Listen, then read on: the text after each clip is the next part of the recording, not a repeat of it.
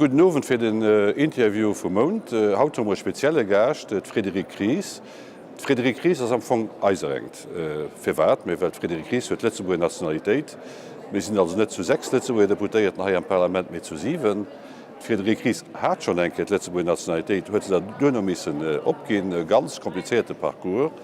Sie ist Member von der Kommission de l'Environnement et de la Santé.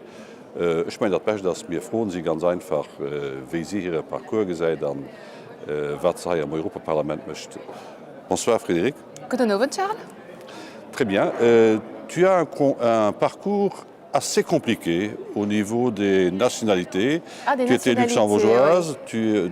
Puis tu devins belge. Non, moi, je suis luxembourgeoise. Tu nous expliques un peu le parcours ? Oui, je suis née grand-ducale parce que mon papa est luxembourgeois, parce que son grand-père, qui est un habitant de Rosport, est lui venu travailler quand il était tout jeune à Louvain.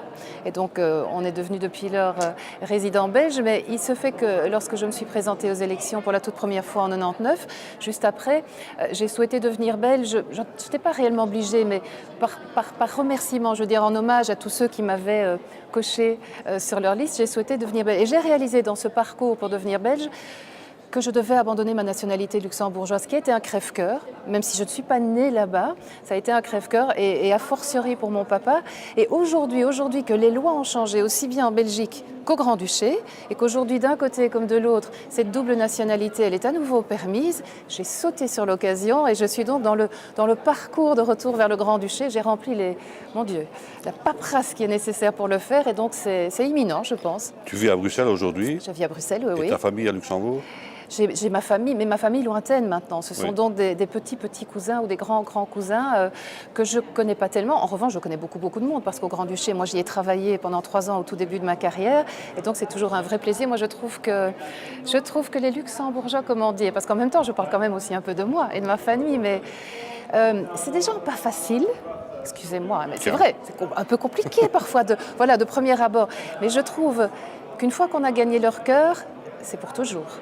C'est extrêmement... Les rapports d'amitié, j'ai toujours senti comme ça. Et donc voilà, moi j'ai un vrai attachement. Et puis aussi, je trouve un vrai hommage et un vrai signal à mon papa qui est parti il n'y a pas longtemps. Et dès que j'ai pu, vraiment, c'était essentiel pour moi de... Et puis je trouve qu'être riche de 2 pays et de 2 cœurs et de 2 identités, c'est merveilleux. Ce sont 2 pays qui sont très proches. Très proches en plus, oui. Qui ont beaucoup de vues communes. Oui.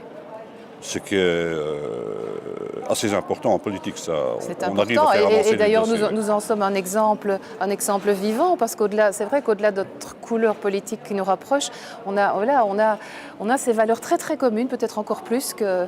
Tu étais membre du gouvernement belge ? Oui, il y a 10 ans maintenant. Oui. J'ai été donc secrétaire d'État aux affaires étrangères et aux affaires européennes. Et aujourd'hui, tu es membre du Parlement européen, disais-je. De nouveau, oui. Quels sont les sujets auxquels tu Moi, je suis depuis 15 ans membre de... Mon temps et mon énergie sont essentiellement consacrés sur les domaines de l'environnement et de la santé publique. Donc, ce sont tous ces dossiers-là qui sont ambitieux, parce qu'on le sait bien qu'en matière d'environnement, on le dit assez peu, parce que c'est difficile d'être vocal pour le moment en dehors des questions de budgétaire et de dette.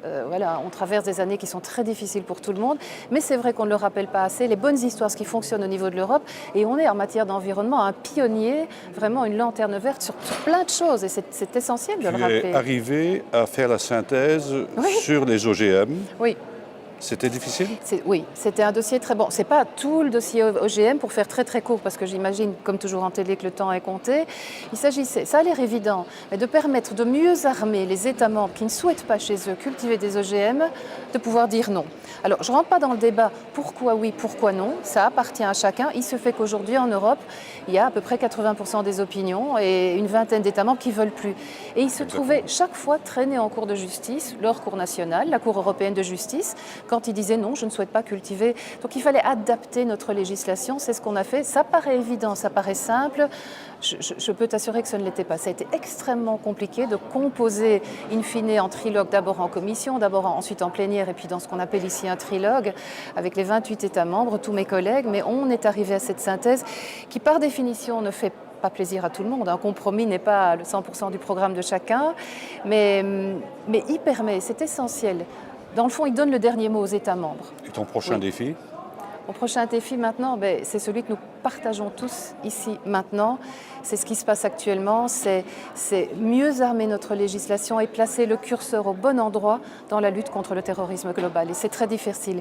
Sécurité, liberté, mettre le curseur au bon endroit. Et ça, on y travaille ensemble. Avant de conclure, être luxembourgeoise pour toi, c'est quoi? J'ai commencé par là. C'est retourner vers ce pays où je pense que les notions d'amitié, de respect et de fidélité, une fois qu'elles sont acquises, elles sont éternelles et elles sont essentielles. Moi, je le vis comme ça, je ne sais pas, Oui. parce que dans le fond, je le vis d'un peu loin, mais je l'ai toujours senti comme ça. Quand j'ai travaillé 3 ans au Luxembourg, je sentais que je faisais partie du club et qu'il y avait cette espèce de cocon de protection. Très bien. Et être belge, c'est quoi? Être belge, pour moi, c'est être, en tout cas ma façon de le vivre. Il y aura autant de réponses que de Belges probablement, mais c'est une obligation, mais que je vis moi comme une philosophie, c'est être ouvert. C'est avoir le regard ouvert sur le monde, ouvert aux autres et aux différences. Et être belgo-luxembourgeoise, tu pourrais nous dire un slogan? Un slogan. Je te vois venir. Ce sont mes quelques mots de luxembourgeois. C'est mir willen blijven wat mir zijn. Très bien. Que dire de mieux?